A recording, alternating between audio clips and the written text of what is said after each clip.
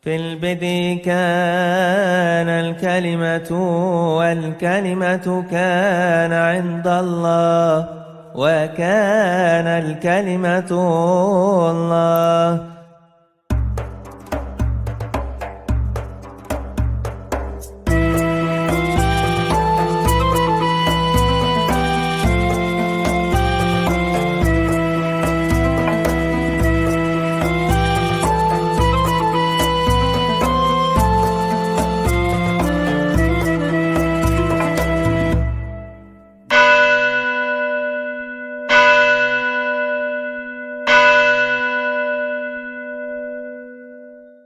Ya, saudara-saudara, doktrin tentang ketritunggalan Allah yang esa itu sering menjadi perdebatan tidak hanya di lingkungan lintas agama, tetapi juga di lingkungan Kristen sendiri. Biasanya yang menolak doktrin ini adalah sekte-sekte baru, yang kebanyakan memang tidak terlalu pintar biasanya. Dan sekte-sekte ini ya kadang-kadang menolak itu dipahami menurut logika modern. Padahal suatu ajaran bahkan apapun ya yang muncul dari rumusan ratusan tahun yang lalu itu mesti dipahami menurut bahasa konteks pada zamannya. Tidak bisa kita memahami konteks 2000 tahun yang lalu kita pahami dengan vocabulary peristilahan zaman sekarang. Itulah yang namanya anakronisme. Nah, yang seperti ini sering terjadi masalah ya, misalnya anak sulung. Ini masih berkaitan dengan keilahian Yesus. Sulung dalam budaya Timur Tengah kuno ribuan tahun yang lalu itu bukan sekedar anak yang lahir pertama. Dalam bahasa Ibraninya Bechor. Dan itu tidak hanya tercatat dalam Alkitab. Kalau Anda membaca inskripsi-inskripsi kuno, naskah-naskah hukum di zaman kuno, misalnya Prasasti Nusi yang ditemukan itu kira-kira tahun 2000 sebelum Masehi. Naskahnya sampai sekarang ada, ditemukan dalam penemuan arkeologi. Dan itu sejaman dengan Abraham. Ada seorang yang menjual hak kesulungannya dengan sebidang tanah. Coba dipahami menurut bahasa hukum zaman sekarang. Hak kesulungan itu apa? Masa kesulungan bisa dijual? Ya kan?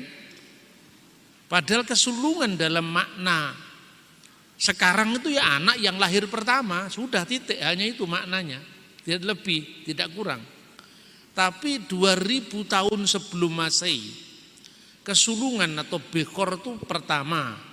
Memang artinya anak yang lahir pertama kali. Kedua, dia memiliki hak untuk menjadi pemimpin mezbah keluarga. Karena masyarakat zaman itu kan sangat religius. Ketiga, dia berhak menerima berkat orang tuanya dan dia menerima properti atau warisan 2 kali lipat. Nah, kalau Anda membaca narasi kisahnya Yakub, oh ini orang curang kok bisa diberkati Tuhan, ya kan? Esau kelihatannya yang ditipu daya, tetapi Esau itu sesungguhnya membatasi hak kesulungan hanya warisan atau properti secara lahiriah yang bisa ditukar dengan kacang merah. Jadi itu merendahkan sekali hak kesulungan. Sementara yang kedua menerima berkat orang tuanya dan menjadi pemimpin mezbah keluarga diabaikan.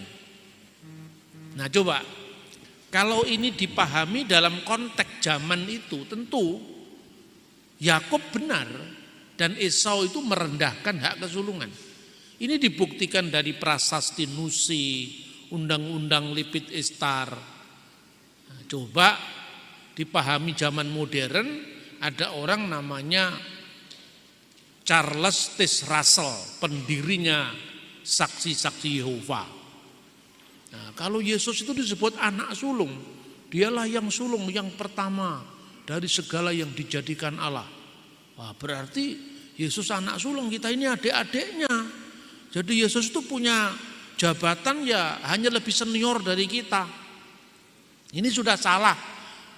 Berlipat-lipat kali salahnya, memahami konteksnya salah, penerapannya juga salah, studi gramatika bahasa asli juga tidak menguasai.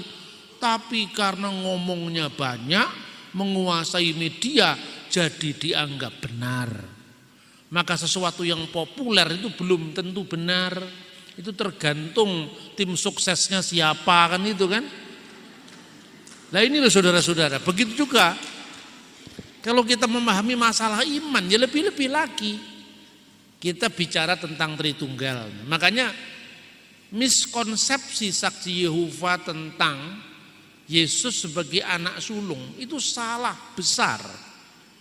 Gak usah baca Alkitab aja itu salah, apalagi baca Alkitab.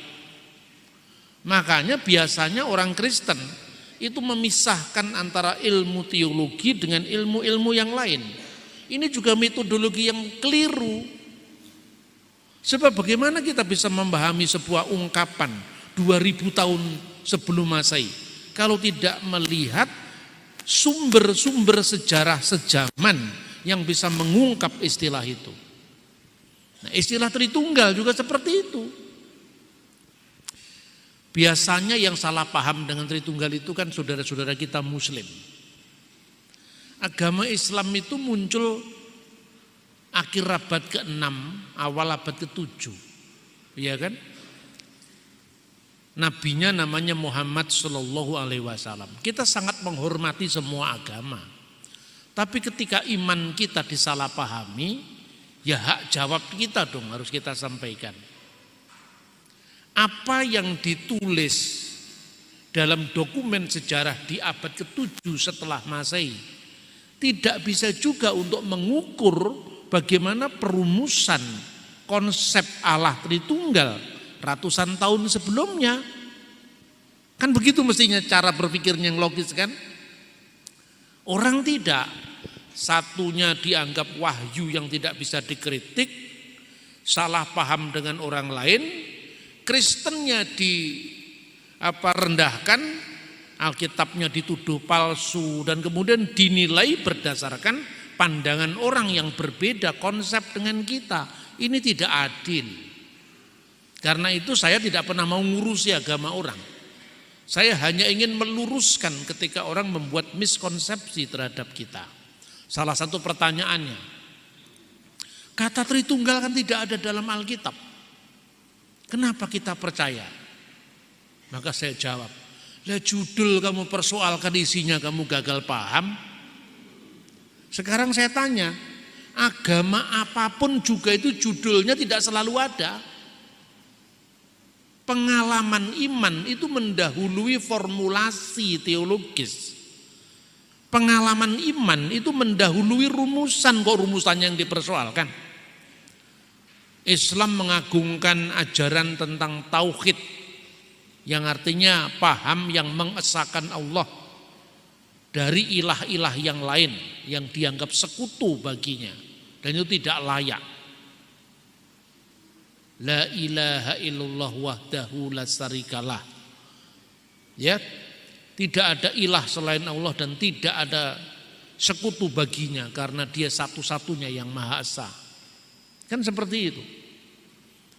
Tapi ilmu yang menekankan, memperdalam tentang keesaan Tuhan itu namanya at-tauhid. Nah, kata tauhid juga tidak ada dalam Al-Quran. Apa kemudian Anda mengatakan, tidak usah percaya tauhid karena istilah itu tidak ada dalam Al-Quran. Masa begitu? Begitu juga kita tidak percaya dengan Tritunggal karena Tritunggal itu tidak ada dalam Alkitab. Itu mainnya kurang jauh. Coba Anda lihat agama apa yang judul teologinya ada di dalam kitab sucinya. Tidak ada. Orang Hindu menyebut teologinya Brahman Widya. Kata itu secara letterlek juga tidak ada dalam kitab Veda. Iya kan? Bahkan penamaan monoteisme, panteisme, politeisme itu kan hasil produk modern. Jangan digambarkan pada zaman Musa ada istilah tauhid. Sekalipun dalam kitab Taurat disebutkan Shema Yisrael Adonai Elohenu Adonai Echad. Dengarkanlah wahai Israel, Adonai itu Tuhan kita, Adonai Tuhan itu Esa misalnya. Tetapi kata monoteisme itu tidak ada di zaman Musa, kata tauhid tidak ada di zaman Yesus. Bahkan dalam Quran juga tidak ada judul itu. Tapi apakah itu salah? Ya enggak salah, wong itu substansinya ada, ajarannya ada, inti pengajarannya jelas dalam kitab suci, yaitu benar. Tapi judulnya tidak ada.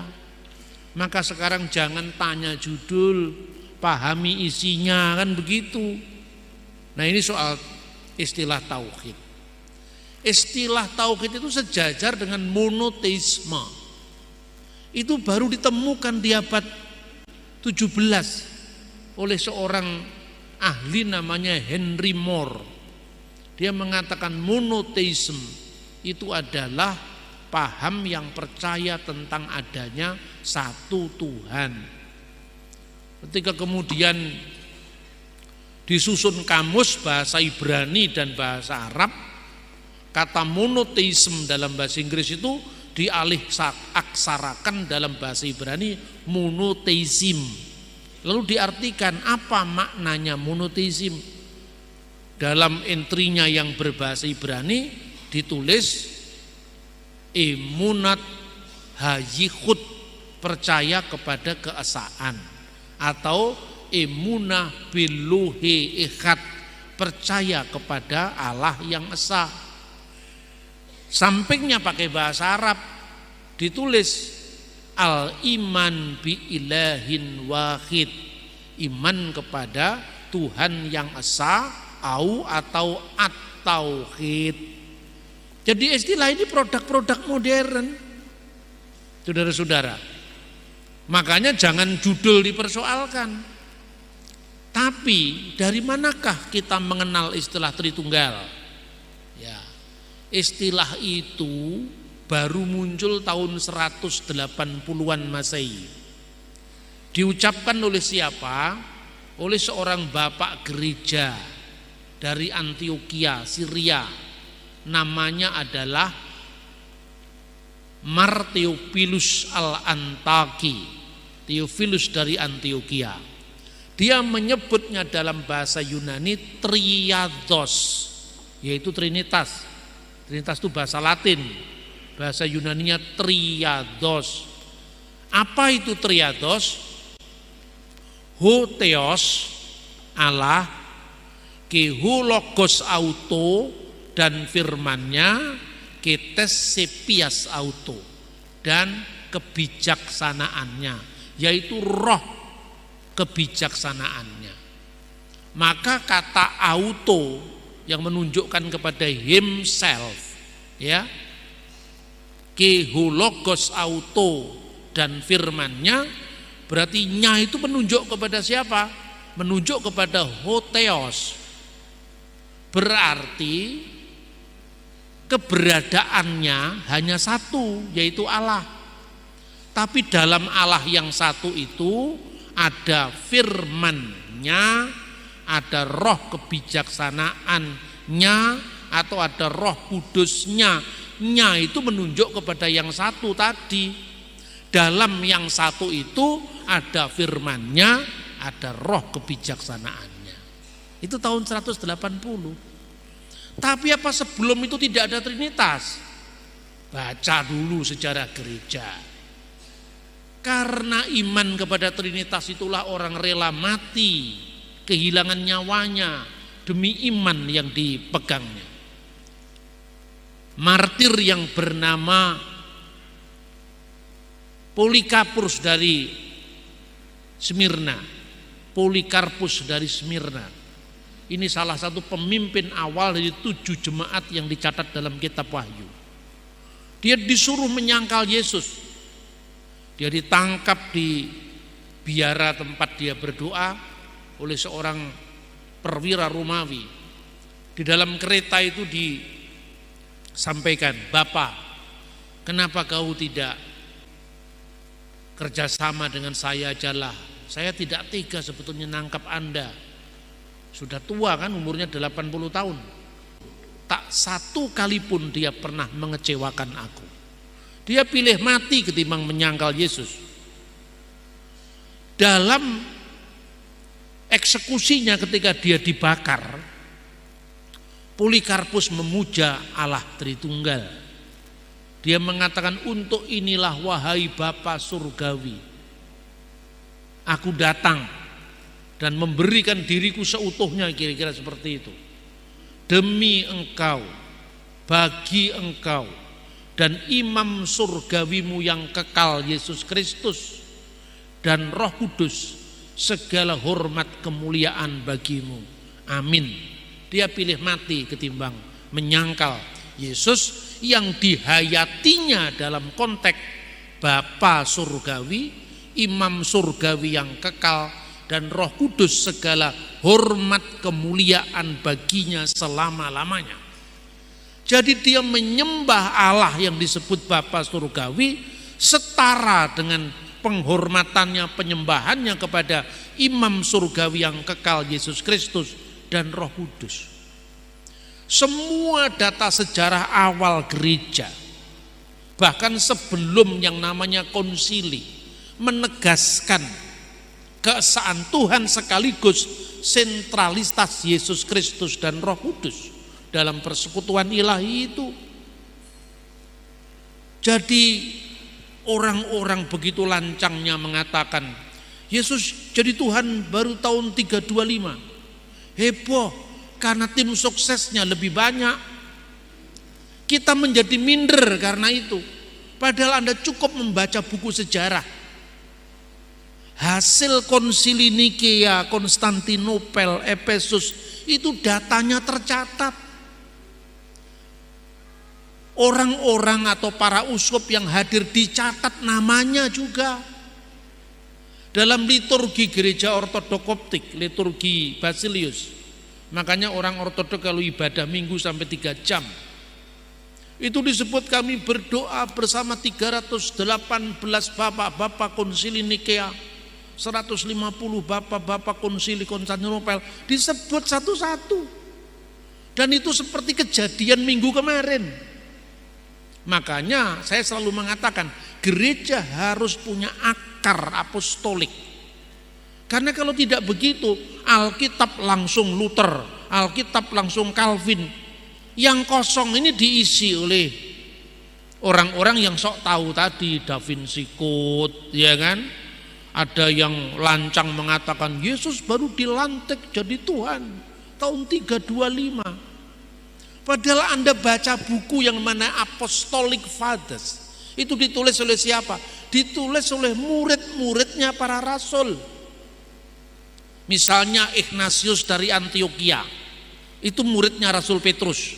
Lah Anda membaca Petrus datang ke Antioquia di Galatia pasal 2. Tapi kenapa pikiran kita mandek? Kira-kira muridnya yang dididik Petrus di Antioquia siapa saja ya orangnya? Ada enggak dokumennya? Kan mestinya begitu kan? Tapi karena kita ini sudah terpotong dari akar sejarah. Biasanya kan orang Protestan tidak punya santo-santo, yang punya hanya santoso kan? Akibatnya semua tokoh-tokoh gereja awal yang tidak tercatat dalam Alkitab dibuang oleh gereja Protestan. Ini kerugian besar karena kita kehilangan sejarah selama ratusan tahun. Hanya gara-gara supaya tidak mirip dengan Katolik. Kita harus melakukan kembali rekonsiliasi sejarah, memaafkan sejarah, menatap masa depan bersama. Ignatius dari Antioquia itu mengatakan, tabib agung kita Yesus Kristus yang pertama lahir dari Allah, yang kedua lahir dari Bunda Maria.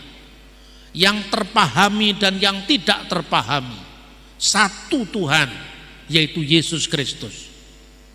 Ek Theos ke ek Marias, yang lahir dari Allah sekaligus lahir dari Bunda Maria.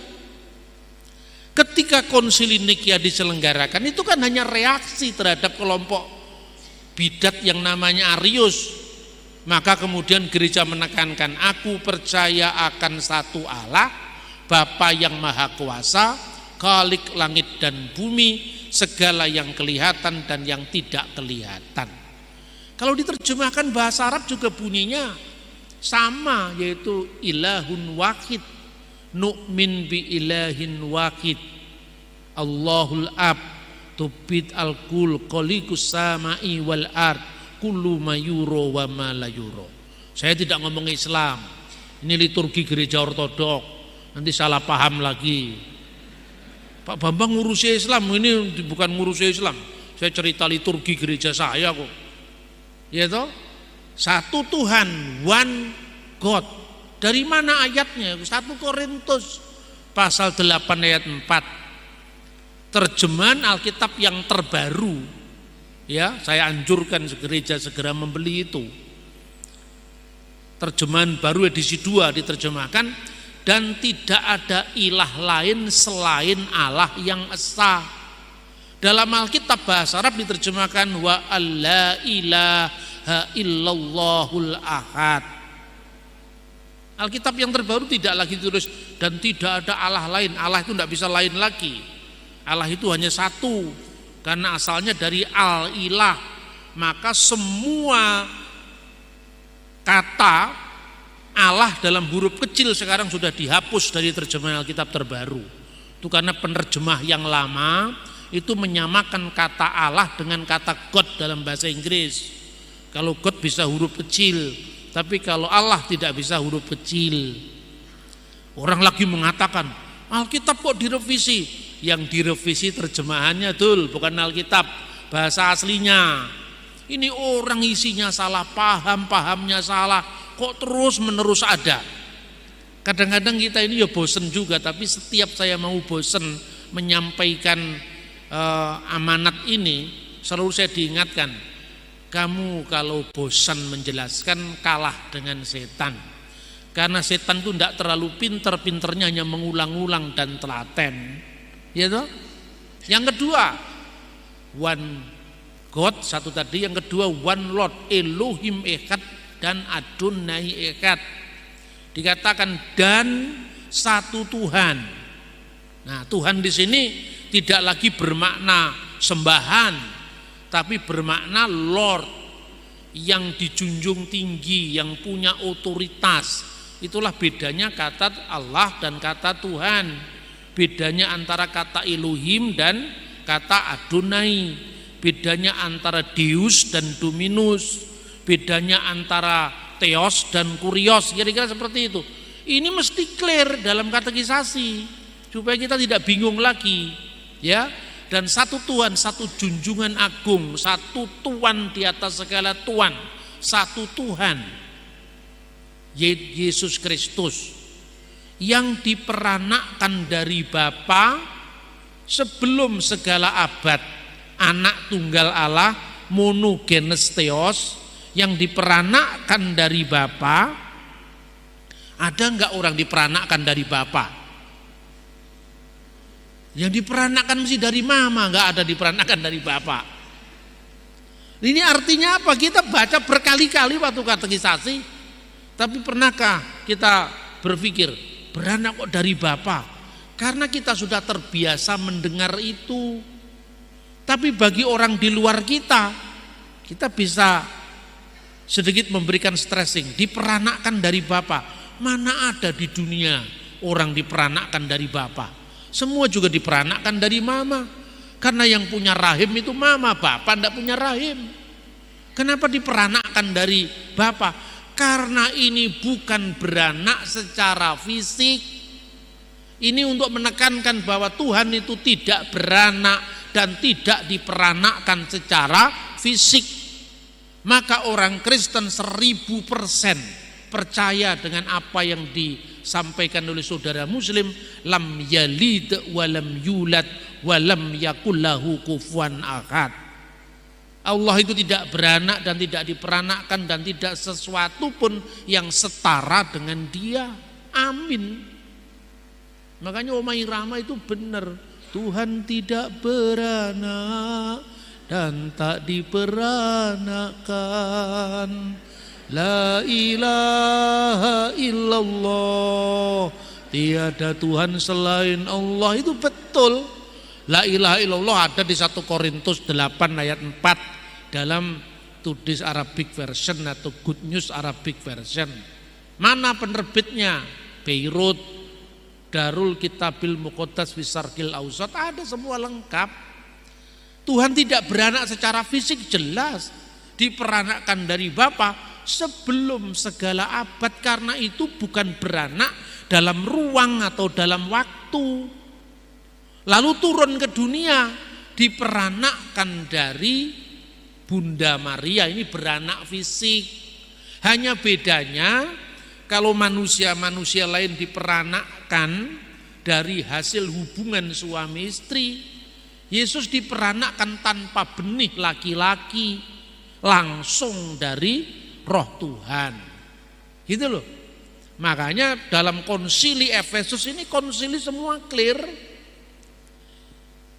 Firman Allah yang turun ke dunia, firman Allah yang sehakikat dengan Allah, diperanakkan dari Bapa tanpa ibu sebelum segala masa, turun ke dunia diperanakkan dari ibu tanpa bapak secara fisik. Jadi wulida minal ab ilahan biduni dilahirkan dari Bapa secara ilahi tanpa seorang ibu, turun ke dunia lahir dari ibu tanpa seorang bapak, untuk menekankan bahwa Yesus itu benar-benar anak Allah, benihnya benih surgawi, bukan anaknya Yusuf. Terlalu mudah sebetulnya untuk memahami itu kalau kita paham konteksnya, kan gitu kan.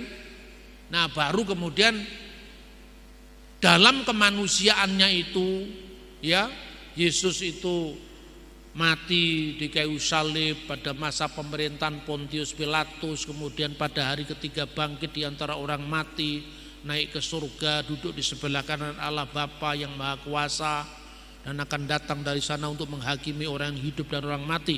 Itu bicara tentang kristologinya. Lalu aku percaya kepada Roh Kudus. Roh Kudus itu asalnya dari mana? Yohanes 15 ayat 26, yang keluar dari Bapa, maka menjadi Tuhan yang menghidupkan, yang keluar dari Bapa, yang bersama Bapa dan Putra disembah dan dimuliakan. Clear. Sebelum ada konsili universal yang namanya konsili oikumenis tahun 325 dan konsili oikumenis di Konstantinopel sekarang Istanbul, Turki, tahun 381. Itu setiap gereja lokal tuh punya pengakuan iman waktu itu. Nah, pengakuan iman di gereja lokal itu dibawa sebagai bahan ke konsili. Jadi bukan baru muncul tahun 325. Sejak gereja muncul, ya gereja sudah punya pengakuan iman. Dan pengakuan iman tertua itu Yesus adalah Tuhan. Seperti himnenya Filipi itu. Ya. Lalu pengakuan iman lokal di Roma itu yang disebut pengakuan iman rasuli. Makanya di gereja timur tidak dikenal pengakuan iman rasuli, karena itu pengakuan iman gereja barat khususnya Roma. Pengakuan iman Kaisarea itu pengakuan iman gereja di Yerusalem. Semua pengakuan iman rasuli, pengakuan iman Kaisarea itu dijadikan bahan pada konsili oikumenis. Nah, pengakuan iman Kaisarea itu menimbulkan salah paham itu. Karena disebutkan Yesus itu adalah anak sulung yang mendahului segala sesuatu. Itu yang dibawa oleh Arius. Ketika Arius tebar pesona, dia bahasanya saya ini playing victim dia, seolah-olah teraniaya. Nah, pertama kita tidak paham teologisnya, kedua kita juga tidak paham sejarahnya. Karena kalau kita baca sejarah gereja itu cuma sambil lari, bahkan sekilas saja tidak pernah, bukan hanya sambil lalu. Kalau sambil lalu masih lumayan lah, masih bisa sambil minum kopi, makan bakpiong. Tapi ini sambil lari, tidak sempat makan bakpiong dia, ya kan? Sambil lari itu. Makanya kita tidak paham sejarahnya. Kata yang sulung itu kemudian dipahami Arius ketika dia menampilkan diri sebagai orang yang teraniaya, padahal tidak ada yang menganiaya dia. Dia disampaikan kepada Eusebius dari Kaisarea, saya ini dianiaya hanya karena saya mengatakan Allah itu esa. Saya ini dianiaya hanya kami mengatakan bahwa putra itu lebih rendah dari bapa, gitu kan? Terus kemudian Eusebius, bagaimana soal imanmu sendiri? Ini Eusebius yang nulis bapak gereja, yang nulis sejarah gereja itu, Historia Ecclesiastica. Sebetulnya pengakuan iman saya nggak jauh beda dengan pengakuan iman Kaisarea. Bukankah Alkitab memang menyebut Yesus itu yang sulung? Ya benar, memang yang sulung. Tapi sulung dipahami modelnya saksi Yehova tadi. Jadi saksi Yehova itu bentuk modern dari Arius itu loh. Zamannya Arius dia sudah pakai kalimat itu. Karena Arius memahaminya di logika orang Yunani, bahwa kata yang sulung itu maknanya bukan sekedar yang pertama muncul, gitu loh. Makanya pengakuan iman Kaisarea itu dijadikan catatan sampai kemudian muncul pengakuan Nikia Konstantinopel. Pertama Nikia kan. Nah, terus ini saya tunjukkan dasar-dasarnya dulu ya, baru nanti rumusannya ya. Moga-moga tidak sulit dipahami karena saya bahasanya seperti bahasa orang cerita kan. Kalau Anda bahasanya bahasa teologis seperti di kampus-kampus itu, pusing semua. Akibatnya kita mengatakan semakin kita belajar semakin kita tidak mengerti. Saya jamin setelah Anda mendengar saya semakin Anda mengerti. Sekalipun ya Allah tidak bisa kita mengerti sepenuhnya dengan akal pikiran kita. Karena Trinitas itu bukan irasional, tapi transrasional, di atas akal. Tapi pola pikirnya masuk akal, ya kan? Nah, contoh lagi, kenapa kok dikatakan Konsili Nikia yang dilahirkan dari Bapa sebelum segala abad? Allah dari Allah, terang dari terang, Allah sejati dari Allah sejati. Allah dari Allah itu tambahan pada Konsili Konstantinopel. Di Konsili Nikia cuma dikatakan terang dari terang, Allah sejati dari Allah sejati. Itu untuk menghadapi bidat yang waktu itu juga mengganggu gereja, yaitu Origenes. Nah, orang tahu Origenes itu apa? Origenes itu orang Kristen yang terpengaruh filsafat Helenisme. Nah, dalam filsafat Helenisme itu gini loh kira-kira. Alam pikir Ibrani, alam pikir Yahudi Kristen itu Tuhan itu pencipta, kita ini ciptaan. Apa yang disebut pencipta? Pencipta itu dia selalu ada. Makanya kepada Musa Tuhan berfirman apa? Ehyeh Asher Ehyeh. Artinya apa? Ehyeh Asher Ehyeh, aku ada yang aku ada. Dia sudah ada, dia kini ada, dan dia akan seterusnya ada. Makanya penjabaran dari aku ada yang aku ada atau aku adalah aku ini dimuat di dalam doa Yahudi namanya Adon Olam. Wehu hayah, wehu howe, wehu yihye batif arah. Dia yang sudah ada, dia yang ada, dan dia yang akan ada. Oleh kitab Wahyu dikutip doa ini. Karena Yohanes itu kan orang Yahudi, dia bukan orang Romawi. Dia bukan orang Islam karena Islam belum ada. Maka jangan diukur semuanya dari ukuran akidah Islam, ya kan? Dia yang ada, yang sudah ada, dan yang akan datang. Artinya Allah itu akan seterusnya ada. Tidak pernah ada Allah ini dalam sejarah. Sedetik pun dia tidak pernah tidak ada. Dia selalu ada. Dahulu dia ada, kini dia ada, seterusnya dia akan ada. Lah keberadaan kita kan beda dengan keberadaan Allah. Kalau Allah itu seterusnya ada, selamanya ada, kita ini dulu tidak ada, lalu lahir ke dunia menjadi ada, ya kan?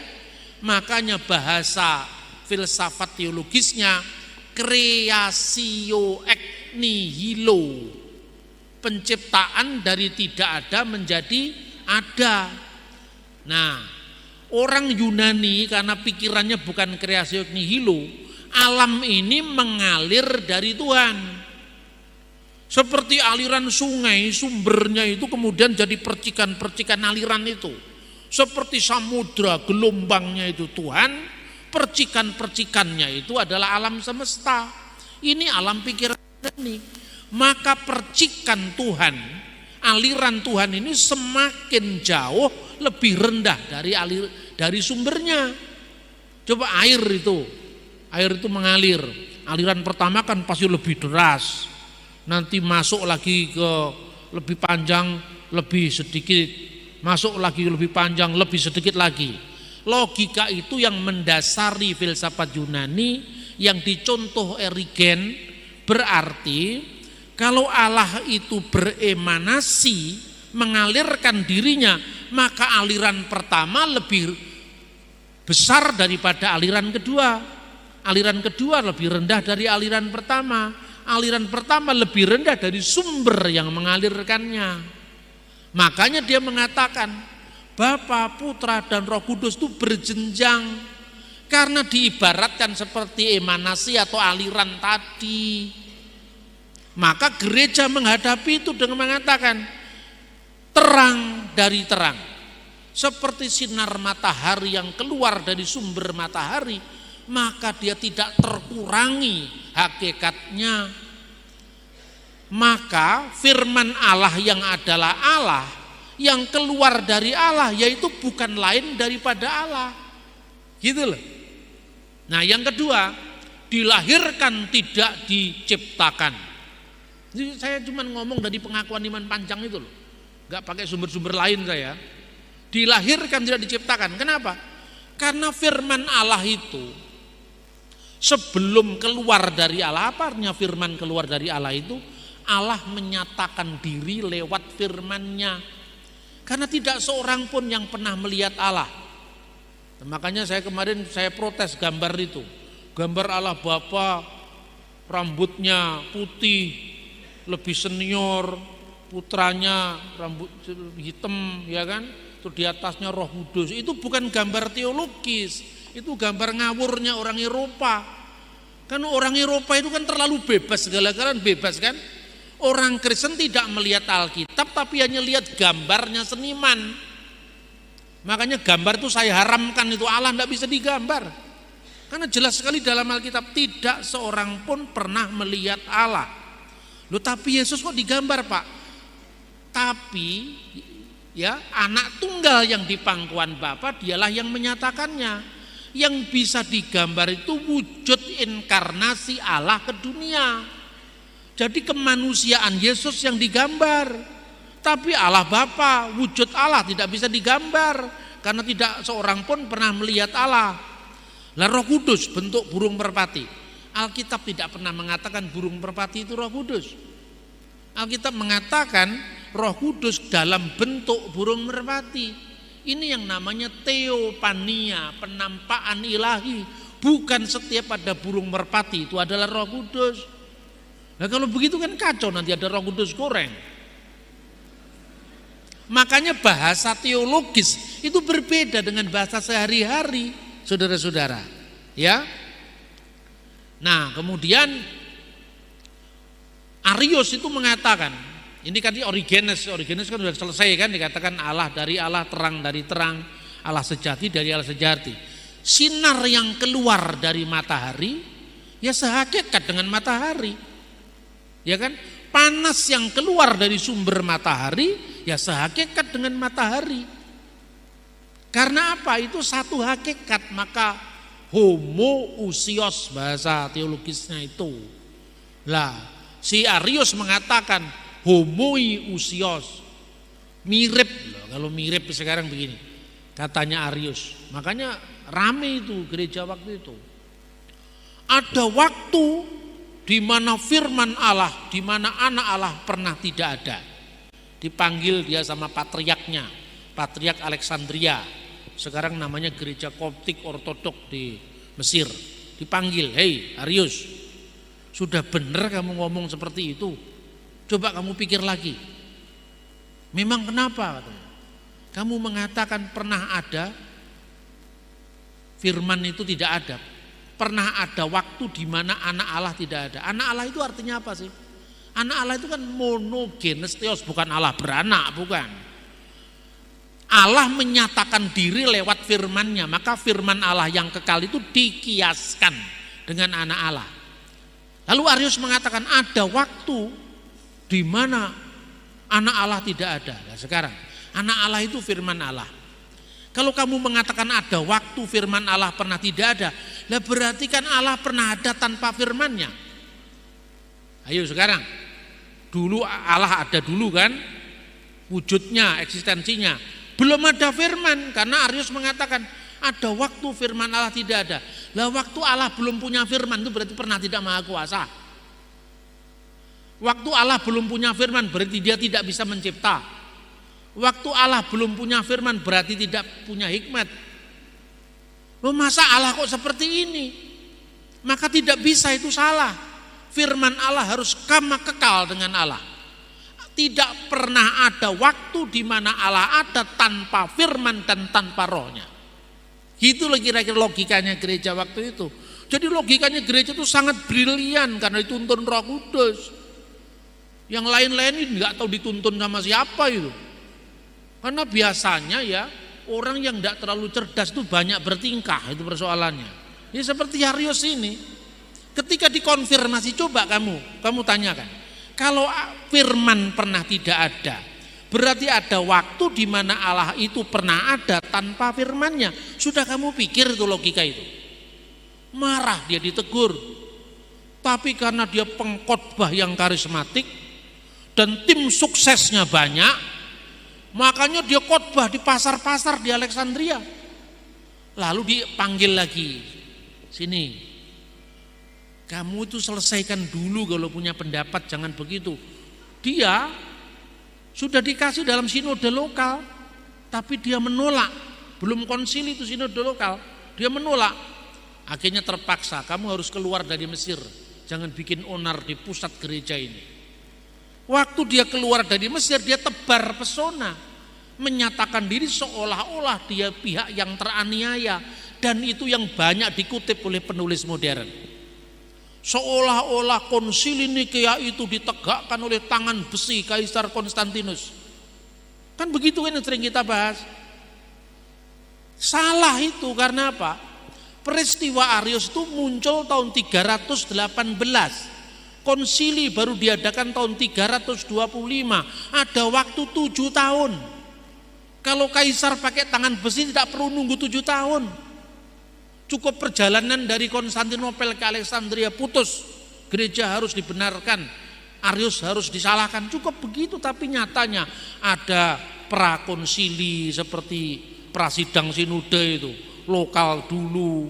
Lalu ada sidang kedua diadakan di Antioquia, dengar pendapat, menyampaikan argumentasi teologis, baru rekomendasinya akan diadakan konsili di kota Ankara mula-mula.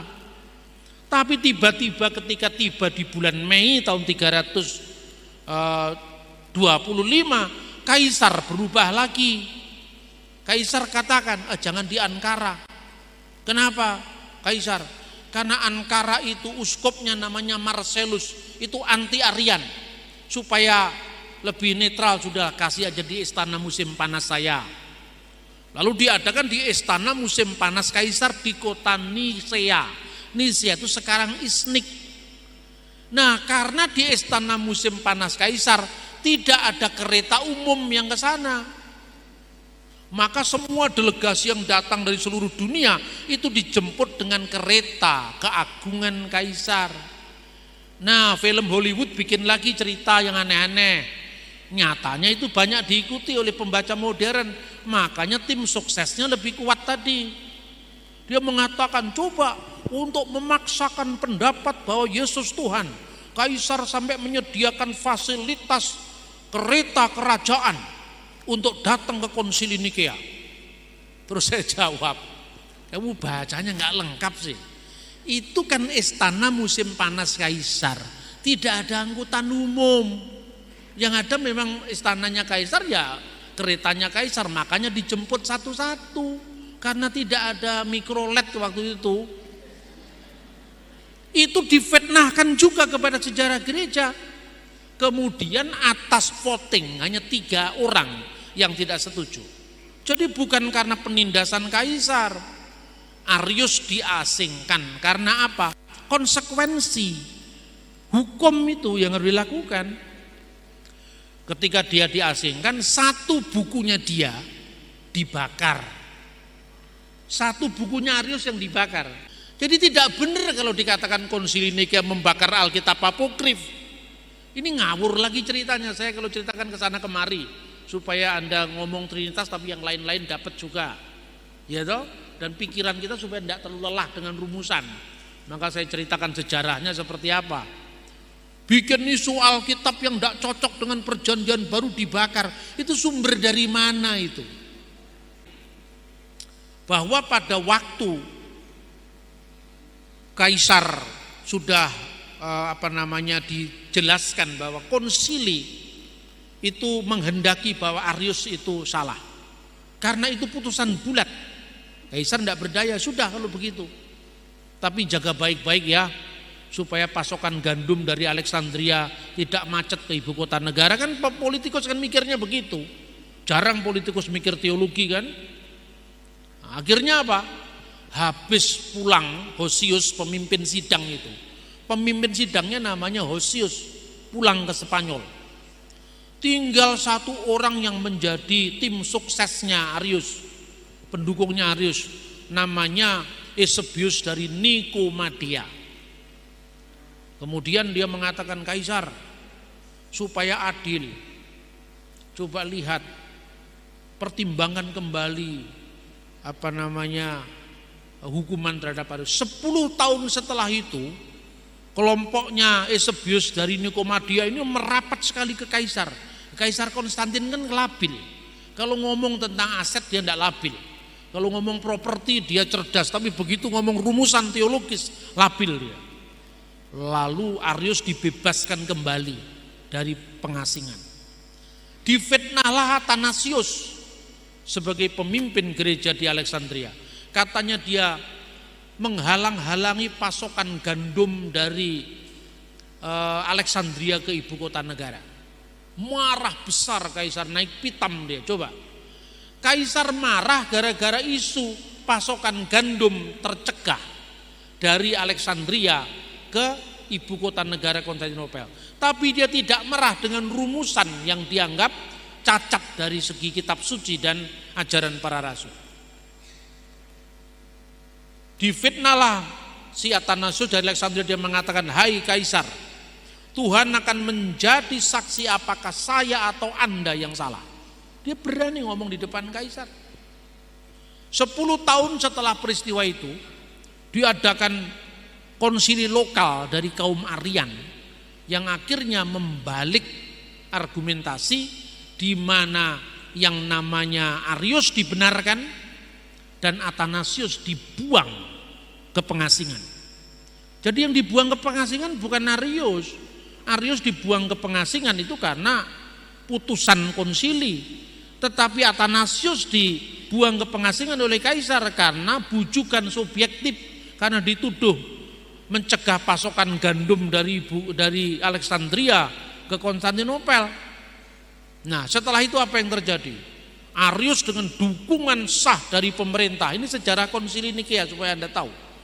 dengan dukungan dari pemerintah Konstantinopel dalam Kaisar Konstantin mendesak agar uskup atau patriark Konstantinopel mencabut pemberhentian jabatan presbiteros, jabatan kependetaan lah kalau istilahnya Protestan, dari Arius. Patriark Alexandria menolak. Patriark Konstantinopel dipaksa untuk harus diakui kembali Arius ini masih berada di jalan yang benar. Itu kaisar yang memaksakan. Tapi sang patriark tidak mau keluar dari ruang doanya.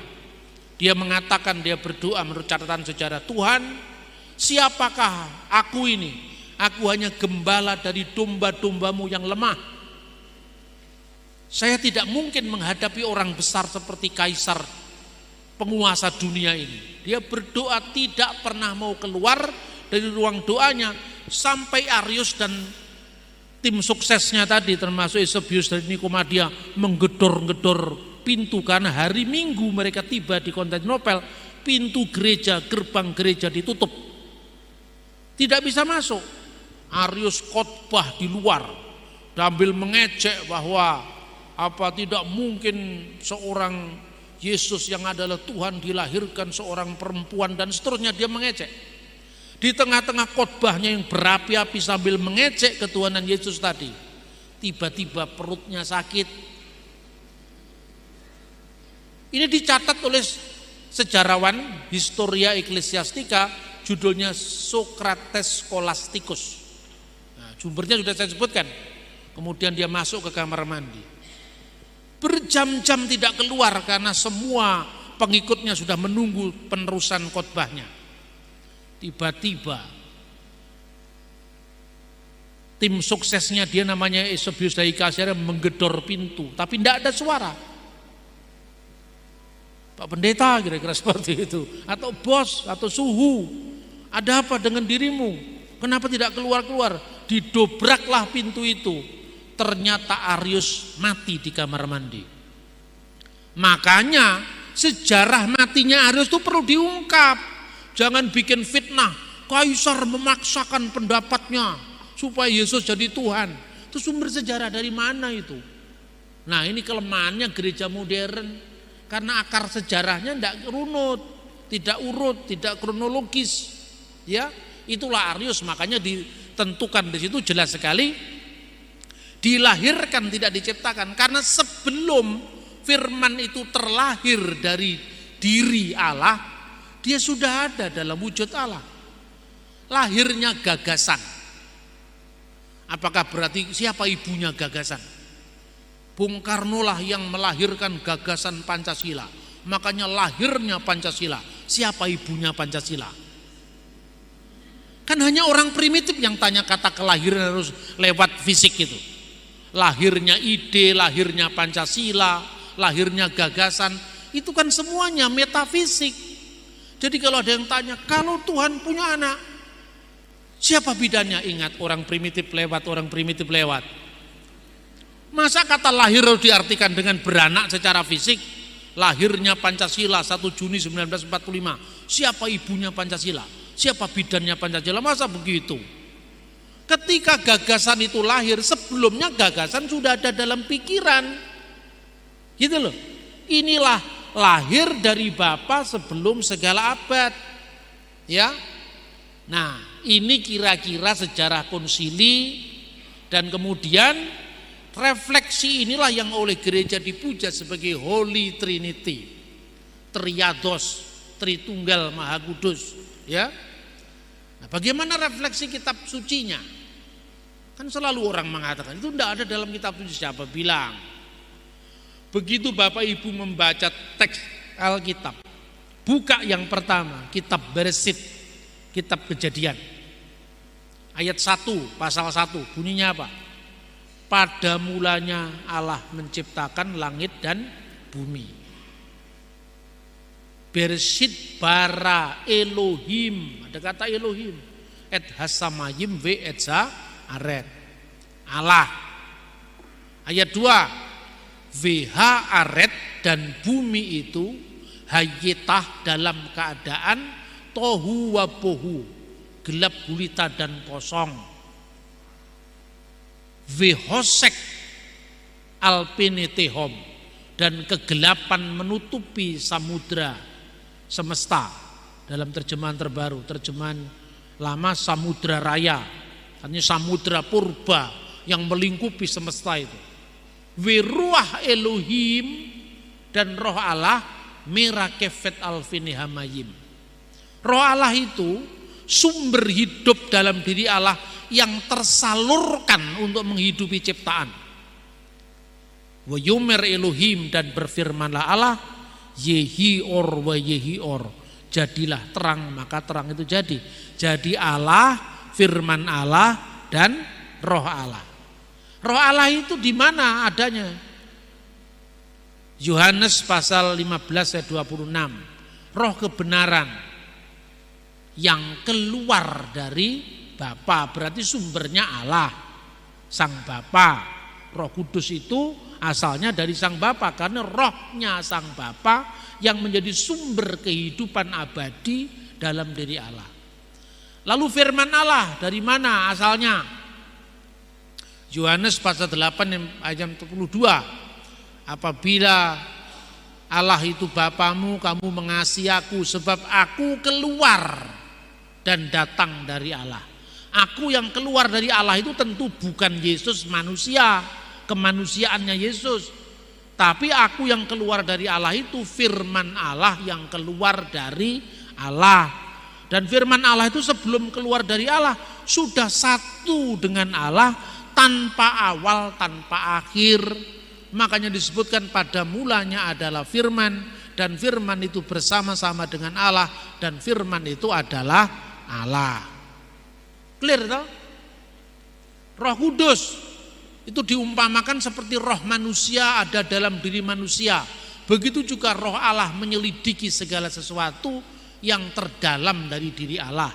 1 Korintus pasal 2 ayat 10 sampai dengan ayat 11. Jelas sekarang.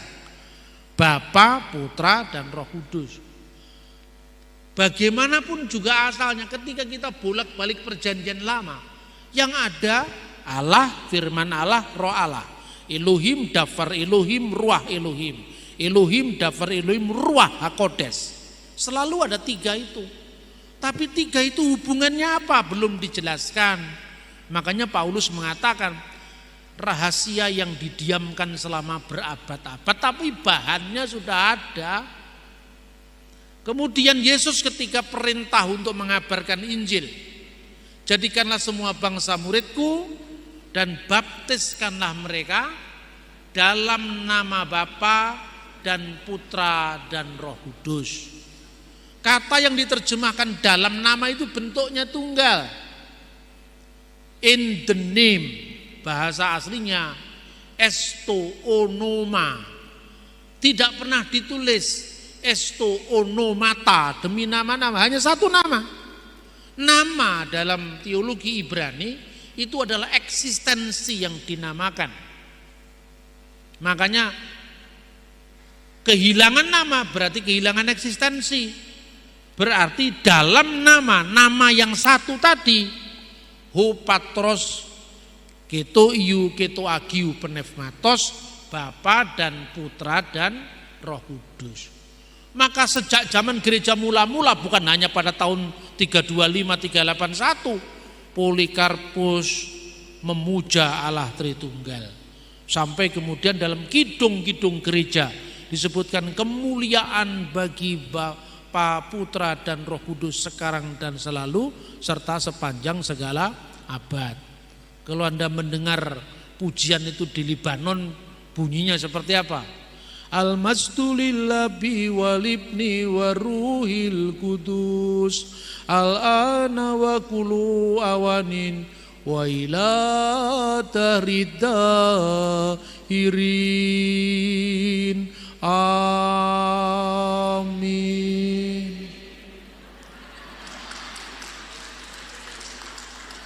Nah, ketika orang-orang Kristen di timur membuat tanda salib dalam ibadah, selalu ditegaskan bahwa Bapa, Putra, dan Roh Kudus itu Allah yang esa. Ya, in the name of the Father, the Son, and the Holy Spirit, one God, amen. atau bismil ab wal ibni warrahil kudus al ilahul wahid, Allah yang esa. Jadi Tritunggal itu mengungkap keesaan Allah, bukan jumlahnya Allah. Jumlah Allah sudah clear. Shema Israel Adonai Elohenu Adonai Echad. Ulangan pasal 6 ayat 1. Dengarkanlah wahai orang Israel, Tuhan Allah kita, Tuhan itu esa. Makanya gereja menggumuli ini. Yang digumuli itu rumusannya, imannya sudah ada. Bagaimana ya Bapa, Putra dan Roh Kudus, kenapa satu nama? Terus kemudian Theophilus dari Antioquia tadi, kenapa Hotheos ki hologos auto ki tesepias aitu? Kenapa nya, firmannya, roh kebijaksanaannya, tapi menunjuk kepada satu. Lalu tinggal menamakan satu itu satu apa, tiga itu tiga apa, gitu loh ceritanya. Jadi bukan jelek tiba-tiba jadi rumusan, enggak seperti itu. Karena pengakuan iman itu mendahului rumusan. Kemudian mulailah bapak-bapak konsili atau bapak-bapak gereja, mulai dari muridnya Rasul, ya, misalnya pengalamannya Polikarpus, rumusannya Ignatius dari Antioquia, misalnya, itu kemudian dibawa pada sidang konsili. Ini yang terjadi imannya Kristen di Roma, ini yang terjadi dengan Alexandria, ini yang terjadi di Konstantinopel. Oh, semuanya sama. Padahal kita tidak pernah janjian. Kenapa kita semua memuja Bapa dan Putra dan Roh Kudus? Kenapa para martir ini lebih baik menyerahkan nyawanya ketimbang harus menyangkal Bapa dan Putra dan Roh Kudus? Lalu bagaimana kita menjelaskan kepada umat kalau umat bertanya? Lebih-lebih ketika muncul bidat, lalu mereka mencari. Rumusannya pun ya cocok dengan bahasa pada waktu itu. Ya kan, misalnya satu nama, itu satu apa? Satu keberadaan. Lah keberadaan itu bahasa Yunaninya ousia. Tapi kata ousia belum muncul di Perjanjian Baru dalam makna metafisik. Tapi dalam makna fisik sudah muncul. Misalnya, berikanlah kami makanan kami yang secukupnya. Ya, sehari-hari atau daily. Itu bahasa Yunaninya epiousion. Jadi berikanlah roti kami yang menjadi bagian kami atau yang secukupnya. Jadi usia itu artinya properti, keberadaan, hakikat. Dia ngomong keberadaan dalam bentuk properti apabila menunjuk fisik. Tapi kalau itu menunjuk metafisik, hakikat, maka usia. Ya, ousia. Contoh, kok bisa Pak satu kata dimaknai fisik dan sekaligus non fisik? Lah kenapa tidak bisa? Bahasa Indonesia aja bisa kok. Contohnya kata ada. Kata ada itu artinya apa? Adanya manusia, wajahnya kelihatan, gundulnya kelihatan, rambutnya kelihatan, adanya kucing, itu bisa dilihat mata. Tapi adanya malaikat gimana Anda memotretnya? Kan ada juga itu. Adanya Tuhan, apa itu ada secara fisik? Bukan, berarti ada itu, ousia itu bisa merujuk yang fisik maupun yang tidak fisik. Contoh lagi, aku ada yang aku ada. Ya Bapa kami yang ada di surga, ada kan? Tapi orang berada artinya apa? Orang kaya, properti, ini kata ada menunjuknya. Maka kata ada dipahami secara rohani, ya, artinya hakikat. Terus dirumuskan hakikat. Oh, kalau gitu mia ousia. Lalu Bapa, Putra dan Roh Kudus itu disebut apa? Kalau dalam satu kesatuan hakikat ilahi ini, dia membaca misalnya kata yang diterjemahkan bagi Tuhan Ibrani pasal 1 ayat 3 itu ada dalam Alkitab. Jangan terburu-buru ngomong itu tidak ada di Alkitab. Itu lancang sekali kalau begitu, ada di Alkitab. Yesus itu adalah karakter dari hipostasisnya. Dalam bahasa Indonesia diterjemahkan gambar dari wujud Allah. Itu bahasa aslinya karakter tes hipostasios auto. Jadi kata hipostasis sudah ada di Perjanjian Baru. Ibrani pasal 1 ayat 3. Lalu hipostasis ini dalam King James Version diterjemahkan persona. Maka karakter his personality, dari personanya. Makanya satunya tadi apa? Yang menyatukan Bapa, Putra, dan Roh Kudus itu ousia, maka mia ousia tres hipostasis. Nah, kata ini harus saya sampaikan. Kemudian diterjemahkan dalam bahasa Latin. Hipostasis itu kan hipo dan stasi, berdiri di bawah. Jadi bagian dari, gitu loh kira-kira. Dari apa? Dari ousia tadi. Memang ini bahasa teologis ya, agak sulit-sulit dikit lah, tapi didengarkan saja sudah ada pahalanya ini. Jangan merasa sulit dulu ya. Ini harus saya ungkap, karena tidak saya ungkap nanti kalau bahasanya ditangkap salah di luar, dipikir nanti nggak ada di Alkitab, ya kan? Terus diterjemahkan dalam bahasa Latin apa? Terjemahkan dalam bahasa Latin una substantia tres personae. Una, satu substansi dalam 3 persona. Persona ini yang diterjemahkan dalam bahasa Inggris personality, person, ya kan? Tapi ini belum berhenti, masih koma. Persona ini apa ya, sama dengan persona Bambang, persona Jokowi, persona Ahok enggak sama. Karena kalau personanya Jokowi, personanya Ahok itu psychological personality, satu sama lain terpisah. Tapi kalau personanya Allah ditelangkan oleh Tertullianus, una substantia tres persona diskresi non separati, bisa dibedakan. Bapa, Putra, dan Roh Kudus itu berbeda. Bapa bukan Putra, Putra bukan Roh Kudus. Enggak usah terlalu dianggap sulit.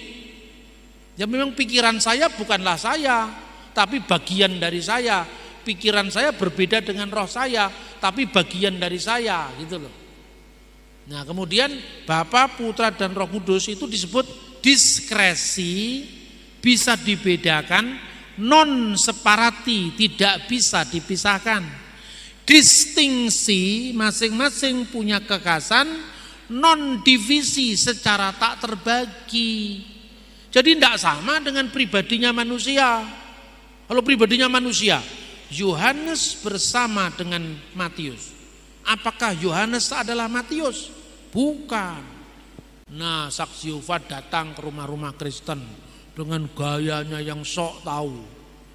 Coba baca di mana ayatnya, Pak? Ada, Yohanes 1:1.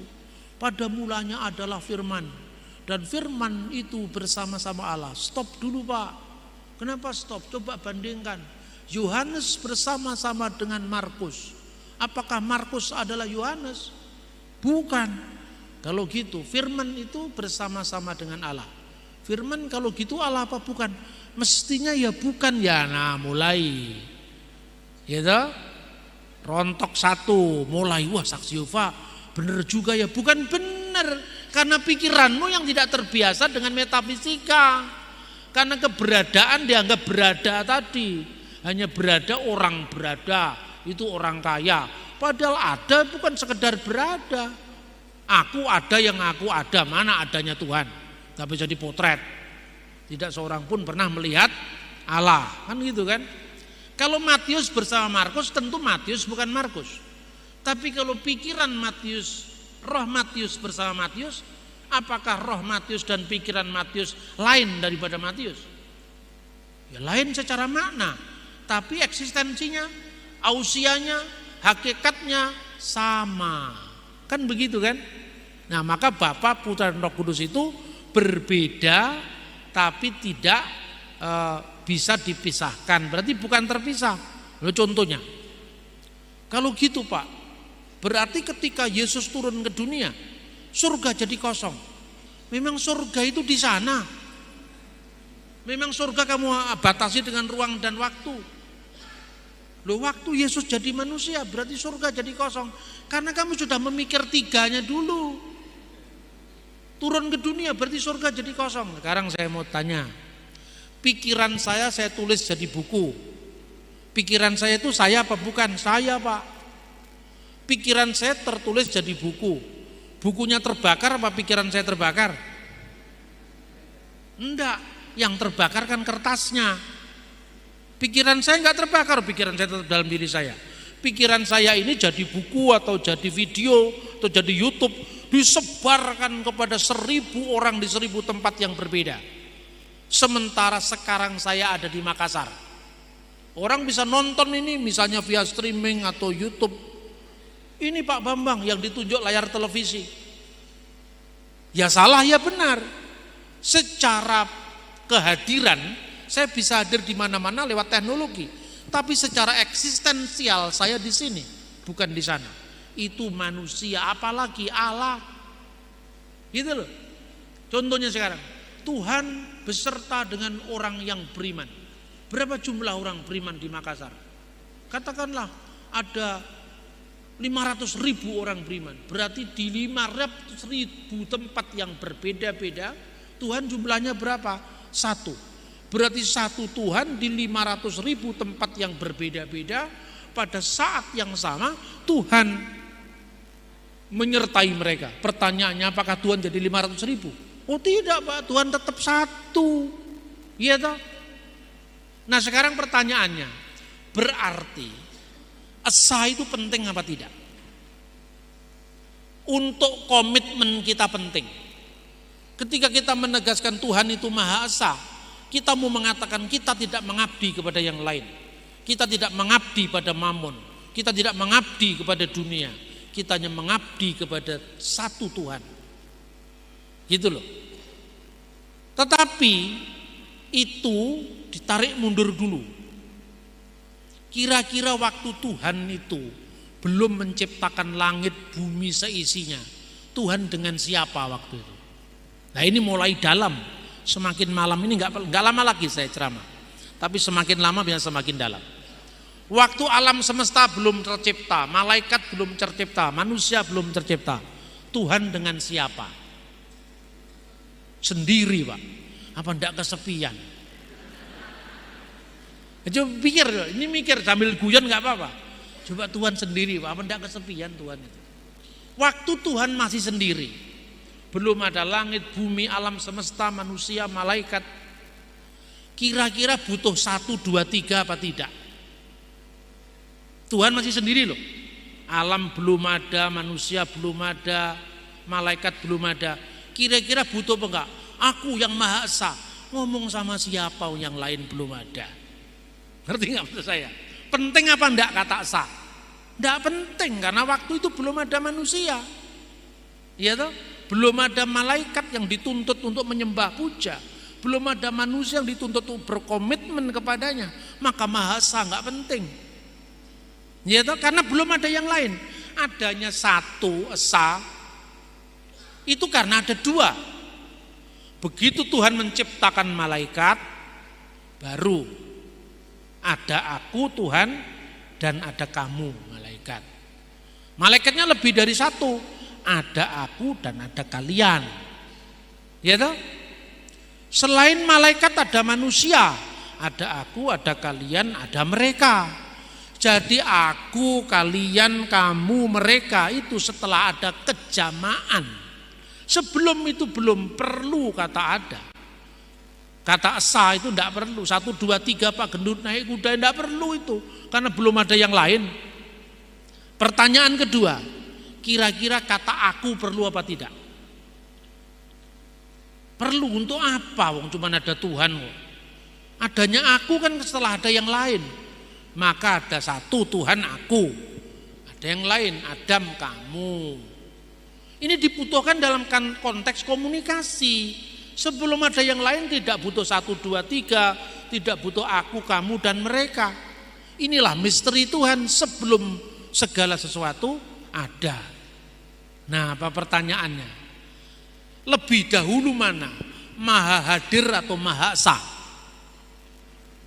Omnipresent, maha hadir. Tapi esa 1, 2, 3 itu soal komitmen. Makanya kalau sekedar Tuhan itu esa, setan juga bisa. Jadi jangan terlalu bangga dan mengatakan Tuhan esa, Tuhan esa. Yakobus pasal 2:19. Kamu percaya Allah itu satu. Itu baik, bukan jelek loh. Itu baik. Tapi setan-setan pun percaya dan gemetar karena itu. Maka kalau sekedar mengatakan Allah esa, setan juga bisa. Tapi Allah esa kemudian berkomitmen untuk menjaga keesaannya, untuk hanya berbakti kepadanya, itu lebih penting. Itulah yang namanya monoteisme etis. Yang setan tapi monoteisme bilangan 1, 2, 3. Yang kedua monoteisme etis, monoteisme dengan tanggung jawab. Itulah monoteisme Abraham. Dipanggil ke suatu tempat dia belum tahu tapi dia berangkat. Itulah monoteisme Abraham. Monoteisme tertinggi adalah monoteisme trinitaris. Karena ini monoteisme relasional, monoteisme hubungan. Dan hubungan itu tidak main-main. Hubungan sebelum segala yang lain ada. Maka kira-kira pertanyaannya gini. Waktu Tuhan masih sendiri. Ketika Anda sendiri, gak usah lama-lama. Hai istri-istri yang ditinggal suami seminggu. Nanti begitu Anda jemput di airport langsung cipika-cipiki. Waduh, seminggu udah ketemu, kamu sama dia diganteng Pak gitu. Ya, baru seminggu udah ketemu. Anak-anak kita kuliah di luar kota atau di luar negeri, setahun udah ketemu. Ada kerinduan yang tersimpan. Ya, pertanyaannya, kenapa manusia kesepian? Kenapa ciptaan kesepian? Karena satu eksistensi, satu wujud hanya memiliki satu pusat kesadaran. Sehingga dia tidak bisa berbagi pada pusat kesadaran yang lain. Makanya ada kesepian. Kesepian itu kan menyiksa, saudara-saudara. Kesepian itu mendera jiwa kita. Maka sebabnya ada nyanyian. Sunyi sepi sendiri tanpa dirimu lagi. Kenapa sampai ada lagu itu? Karena Anda sendiri. Bayangkan ketika sebelum ada ciptaan Tuhan sendiri, apa tidak kesepian? Kalau Tuhan sama dengan manusia, pribadinya terbatas, dia pasti kesepian. Dan kesepian itu bukan sifatnya Tuhan. Tetapi karena satu ousia tadi memiliki lebih dari satu hipostasis. Satu ousia itu lebih dari memiliki satu pribadi, pusat kesadaran. Maka tidak ada kesepian dalam Tuhan. Hubungan antara Bapa, sumber, putra itu yang diperanakkan dari sumber yang satu, dan roh yang dikeluarkan dari sumber yang satu, itu hubungan dinamis dalam keabadian. Bahasa kerennya para teolog dinamakan perikoresis, saling mendiami. Karena saling mendiami ada hubungan kasih kekal. Saya bertanya, Allah itu kasih Pak. Apakah itu kekal? Ya kekal. Allah itu kasih. Yang dikasih siapa? Manusia Pak. Tidaklah aku ciptakan engkau agar kamu mengenal aku, katanya aliran kebatinan Jawa. Tuhan menciptakan manusia supaya dikenal, katanya aliran kepercayaan. Supaya dikenal, iya. Berarti Tuhan butuh aktualisasi diri, karena dia butuh yang lain. Selama Tuhan belum memiliki yang lain, Tuhan dilanda oleh kesepian seperti Yunisara. Ya kan? Lalu kasih itu kan butuh sasaran kasih supaya tidak bertepuk sebelah tangan. Bapa itu sumber kasih, putra itu yang dikasih dan ada kasih yang disalurkan adalah Roh Kudus. Ini ilmu yang dalam, saudara-saudara. Tidak bisa hanya dikatakan 1, 2, 3 Pak Gendut naik kuda. Kalau Tuhan di sana, dia tidak di sini. Oh, itu tidak cocok, itu kan saya. Saya sekarang di Makassar, maka saya tidak ada di Jakarta.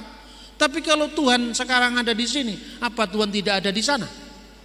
Tuhan, kami sudah berkumpul ini lebih daripada 100 orang. Padahal syarat minimum kehadiranmu 2-3 orang berkumpul, Tuhan akan hadir. Ini sudah memenuhi syarat minimum. Tuhan, kenapa engkau belum hadir? Saya masih ada sibuk di New York. Di sini ada KKR. Berapa lama lagi Tuhan kau tiba di kota Makassar? Masa Tuhan seperti itu? Dia di sini, dia juga di sana. Dia ada di mana-mana. Lain kalau manusia, aku di sini, engkau di sana. Tidak sama.